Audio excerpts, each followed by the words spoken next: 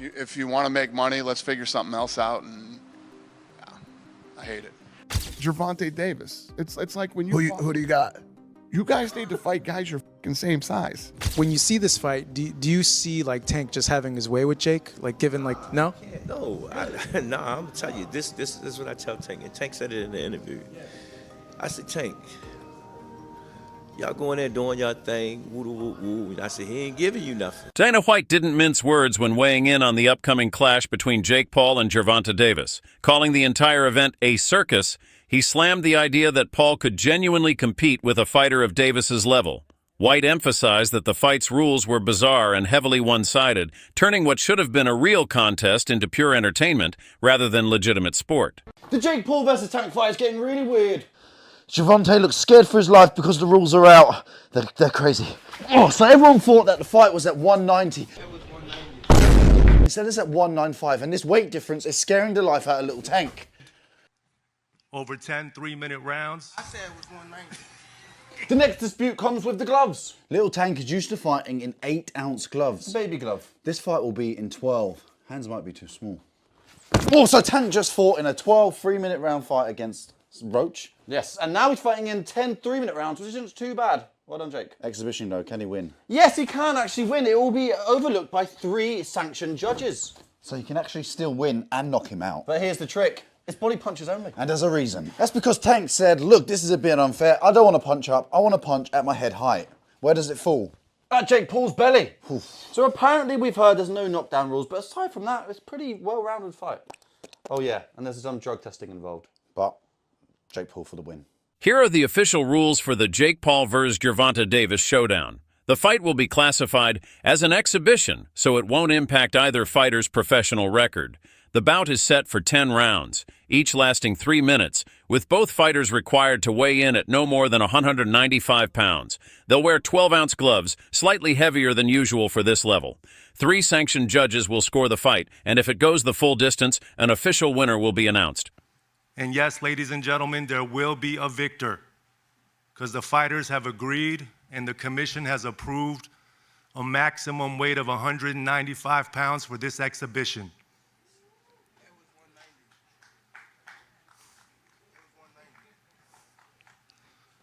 The fight will be contested over 10 3-minute rounds. I said it was 190. The fight is 195 pounds, Tank, as you know. The fight will be contested over 10 3-minute rounds, and when Tank and Jake enter the squared circle to go to battle, they will be wearing 12-ounce gloves. Sitting ringside will be 3 commission-approved world-class professional judges that will score every round to ensure there's a decisive outcome for the fight if it goes the distance. And both men are enrolled in the highest level of testing with USADA. So Tank, Jake, thank you for doing this. Thank you for giving boxing another massive moment, headlined by yourselves, featuring multiple world title fights. Boxing insiders are voicing major concerns over the glove setup for the Jake Paul vs. Gervonta Davis fight. With Davis moving up multiple weight classes to face a much bigger opponent, his trainer, Calvin Ford, has highlighted the glove size as a serious issue. According to Ford, both fighters are expected to wear 12-ounce gloves, significantly heavier than the ones Davis typically uses in his lightweight bouts, potentially giving Jake Paul a key advantage. Actually, when I heard about the fight, they called me and said, what you thought about the fight? I said, the fight doable. You know what I'm saying? Because I watched Tanky for years, and I watched other young men in gyms, you know, deal with big guys. You know what I'm saying? Yes, he's big. To me, it's like Jake having his first open fights. If anybody know about the amateurs going open, then you go pro. So, you know, he's a very fighter guy that does have skills. You know what I'm saying? My only concern is, you know, the gloves. You understand what I'm saying? Because we don't fight in 12-ounce gloves. We don't use 12-ounce gloves. That's training gloves, you know what I'm saying? I'm like, that's 2 pounds away from Jake. He fights in 10s. Tank fighting 8s, so he losing 4 ounces. So my thing is, I said, they said, put Tank in 8s, put him in 10s. that makes the fight more interesting. You know what I'm saying? And we'll go from there because I understand. And I brought that question up to one of his handlers. They was, no, we don't want to do no mixed match. It's supposed to be expedition. Why does it matter? What, you know, now y'all want the wins and the loss. You know what I'm saying? All these prescriptions, but you want to be great. Being great is really pushing the envelope. You know what I'm saying? You know, Tank don't really care, you know. So when I brought this up, he said, dang, facts. You know what I'm saying? So, again, you know, he can weigh the 10s and we weigh the 8s. Then we got to fight, you know.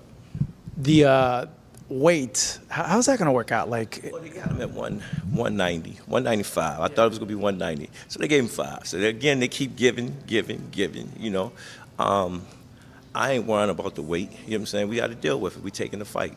We signed the contract. We're going to make it do what it do, you know. how much do you think he's going to weigh like the night of the fight? Like, yeah, and both. Like, is there anything in place where like Jake can't weigh more than like? Based on how he handled himself through camp. Camp is the most important thing because if you have a good camp, you're going to have a great fight. So my thing is just making sure the camp is good. We're doing all the necessary things, dealing with the weight, the gloves, and all that stuff. Ford has suggested a change to make the fight more balanced, allowing Gervonta Davis to wear his usual 8-ounce gloves, while Jake Paul, who competes at a higher weight, uses 10-ounce gloves. He believes this adjustment would create a fairer matchup and better reflect each fighter's natural class and style. Jake, I see y'all doing all this betting and stuff, right? And I'm looking at the fight because I'm his coach. This is a very serious fight, and I'm a very serious person. My question to you is, where did 12-ounce gloves come from? Why y'all couldn't take 10 and he had 8? Already he given up 4 ounces of the gloves. I gotta say this because y'all betting all this money. You understand what I'm saying? Yeah, wait, you guys were the ones that wanted 12-ounce gloves, not me. I'll do 8. Fuck, I'll do 4. I'll do 2 ounces. I'll do bare knuckle. Like, I wasn't aware of that. You know what I'm saying? Because I know that he can handle himself. So what do you want? 10 ounce, 8 ounce? What do we want? If he the one said that, I'm going to go with that. I wasn't aware of that. No, the 12 ounce came from your guys' side. No, it's not. On God, perfect. Then what do you want? 10? No, I didn't say that. So 10 ounces. It don't matter to me. Perfect. It doesn't matter to him. So back to matter. what I always wanted, which was 10 ounces. Great. Well, you just made something clear to me. You just made something clear to me because I didn't know. Because you fight at 10s, he fighting 8s. Yeah, your guys' side. So I'm like 12 ounces. He's show the giving up emails 4. and the screenshots. I you guys it now. asked for 12 ounces. It's part of negotiation. I get it. No, let's do it. 10 ounces, 8. Let's do it. That's great. That's going to make it more exciting for the fans. Thank God. I wanted 10s really badly. Dana White didn't hold back when addressing Jake Paul's matchmaking tactics. He blasted Paul for consistently picking opponents who are either smaller or outside his natural weight class, saying bluntly that Paul should fight someone his own size. White argued that when Paul finally faced a fighter closer to his size and skill level, he couldn't deliver, proving these lopsided matchups hurt the sport's credibility. Speaking about Jake Paul versus Gervonta Davis, White called the fight highly unbalanced. He acknowledged Davis's power and precision, but emphasized that the massive size gap makes it nearly impossible for him to land a knockout. According to White, Jake's physical edge and weight advantage mean Davis's only real challenge will be getting close enough to make his punches count. Gervonta Davis. It's like when you Who do you got? You guys need to fight guys your fucking same size. You know what I mean? Straight up ignored. When you fought Floyd, you are massive. You're a massive fucking dude. Floyd's tiny. And I'm sure when you were training, you're like, all right, I'm going to hit this guy with a couple punches and grab him, tie him up. And he did hit you with a fucking bomb of an overhand right one time. And you fucking ate it. You ate that punch. Logan's like proud of it. He's like, yeah, I did. Hell yeah, I ate that punch from a 140-pounder. You're damn right, dude. Now, granted, it's Floyd Mayweather, but you're still 200 pounds, dog. You know what I mean? This is why, and I agree with Dana on this, this is why the Gervonta fight makes no sense to me. Because even, yes, Floyd didn't have the punching power Gervonta had, but even if Gervonta lands, I don't see him hurting Jake to the point he knocks him out. So what are we even doing? Where's the idea of this gonna, where's the idea that Gervonta's even gonna hurt him? He may hurt him to the body, whatever. Jake doesn't want to throw as much, but I don't see him one punch knocking Jake out. And, the same thing was kind of said with Logan. Like, okay, Floyd probably won't knock him out, but probably going to outbox him. I get where Dana's coming from. These things are not meant to be competitive fights. They're meant to make money and to, I guess, scratch that itch of the circus mystery unknown. And Gervonta, I think, hits way harder than fucking Floyd, but he's too small. I mean, your brother's going to be able to, get inside on him, put his weight on him, tie him up. But I don't hate your brother. Your brother's out there doing his thing.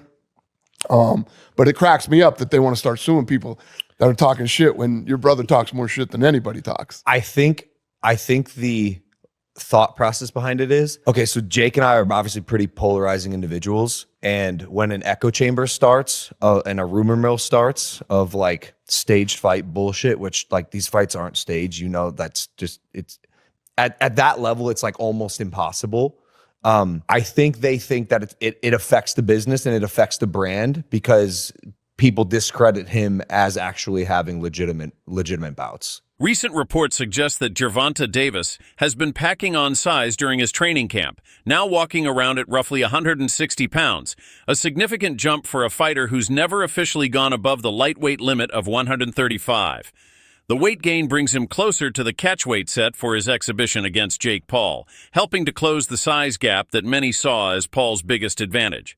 By adding mass, Davis could see improved punch resistance and increased power, making him a far more dangerous and unpredictable opponent. The extra weight may allow him to absorb heavier shots while delivering harder counters, potentially altering the entire rhythm of the fight. Though still under the catchweight cap, this transformation shows Davis is taking the bout seriously and plans to reveal a stronger, evolved version of himself in the ring. Yeah.